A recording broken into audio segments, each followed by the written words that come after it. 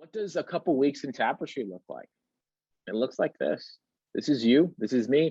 This is literally tens of thousands of people using Tapestri completely anonymously, right? They don't know who I am. It's non-personal identifiable, and it's very, very cool. We're really pleased with this. The exciting part, let me actually do another one. This is kind of what it looks like flat across the United States with a global view.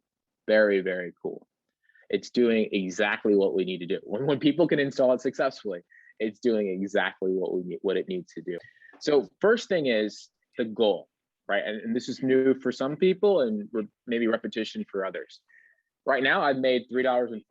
I'm making money. This is working exactly as it should. I'm staying active for 30 days. This green box stays green. That is my goal. I can refer folks, which we'll get into in a second. But the most important thing outside of your goal is this map. This is where we're getting a lot of great feedback.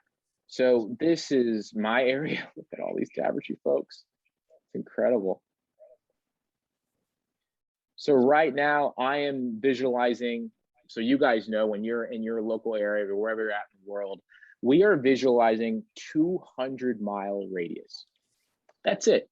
So from my location, I can see Wisconsin, Michigan, Southern Illinois, down to Indiana. And for all those Tapestri folks I see here, thanks for being part of the community. I always like to kind of zoom in. Oh, as you get closer to the city, there becomes a Tapestri cloud. Let's go in. Okay, at the London House, it looks like, which is a hotel and a restaurant.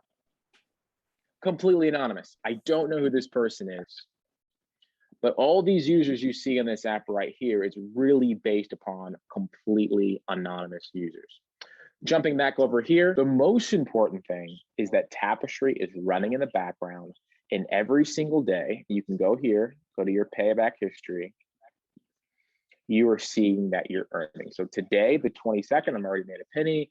Yesterday, I made 21 cents. Day before, 22 cents. This is what matters. That $1.24 is because I had a referral. And this is my active account. I'm actually showing my real account that I actually use. And when I meet people, I share Tapestri as well. This is what's showing that it's consistently working. Not the point of interest. It's really this. If you see a day where it goes zero, the first thing you want to do, let's actually do it live. Let's go to, on your iPhone, it's one thing, but on an Android phone, it's completely different. Let's go to location services. All these apps are alphabetical, so just jump to the bottom. Let's see, Tapestri, always. Not only on always, we have precise location enabled. If precise location is not enabled, you really could be anywhere between a quarter mile of your phone. So things like your point of interest will be way off. I mean, you could be something a quarter mile away. So you want that specifically enabled. Precise location will actually affect the earnings feed. So the more, you're still tracking all of that, but what we really want to understand on the back end is where that consumer is actually going, right? Like specifically the points of interest. Even if those points of interest aren't written in the points of interest section. So let me say this another way.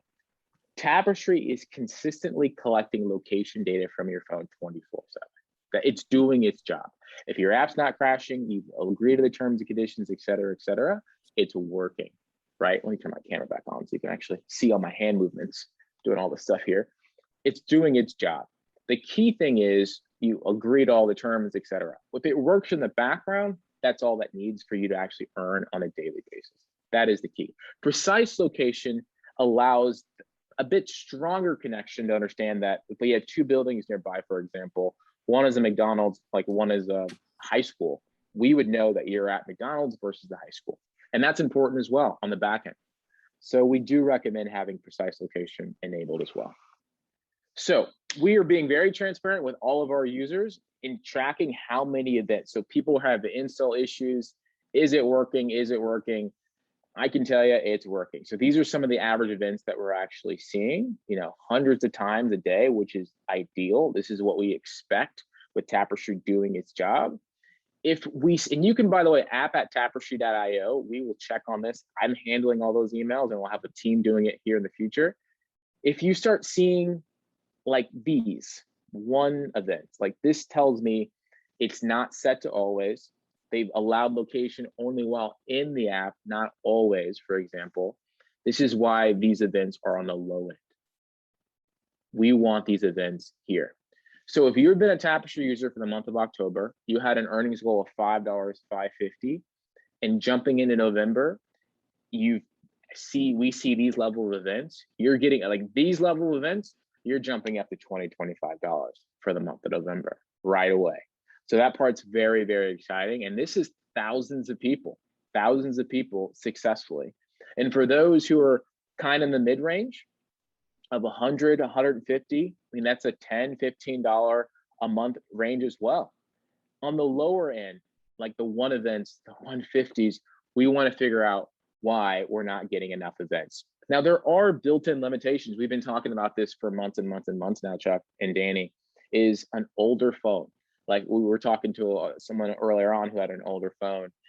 Apple and Android have what's called built-in obsolescence, which is a fancy way of saying eventually they will slow down your phone because your battery is getting old. As your battery gets old, it takes a longer time for it to charge, takes a longer time for apps to render. And most of these platforms really want you to buy a new phone. And an app like Tapestri has very limited range of what it can actually collect. So we are not able to collect as many events. So at times you're doing everything right. And you're maybe let's say on an Apple iPhone running iOS 12, and you can't update to iOS 15. I'm saying technical terms, but if you're in an older phone, Apple won't even let you upgrade to the latest version of iOS. And same thing for Android. Android 11 is what most people are running. If you're on an older Android phone, they may only let you go up to, let's say, 8 or 9. If you get a new phone, obviously you would default to 11.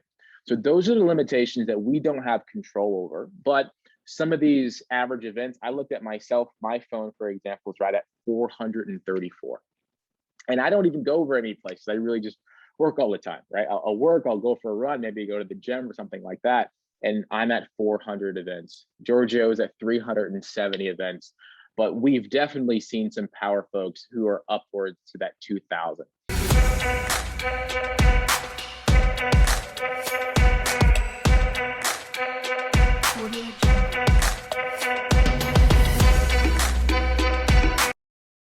We have access to your location, right? And it's anonymous, right? So when you jump into our survey, we have an understanding of who you are, what places you go, et cetera. So we can qualify you for a survey.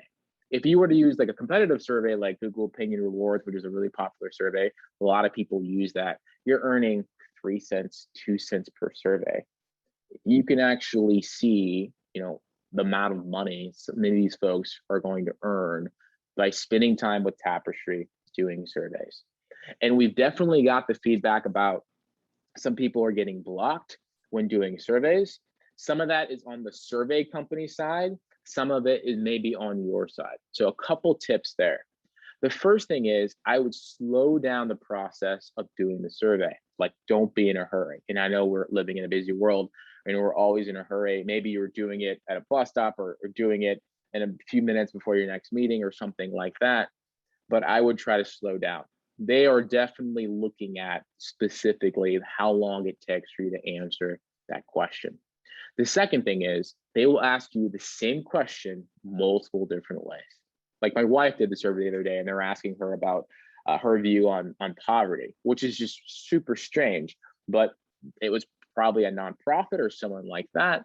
So they are asking specific questions to specific people and they don't know who you are. They don't know your name. They don't know your email address. All that stuff is not passed to them. It's completely anonymous. The value we bring to the table is the background location data to qualify you for a survey. So stay tuned. Many folks will be very happy with us come mid-November and their payout. So we will itemize this revenue. So if you're an affiliate or a user, we will itemize this revenue for you so you can actually tell the difference. What is survey revenue and what actually is data revenue.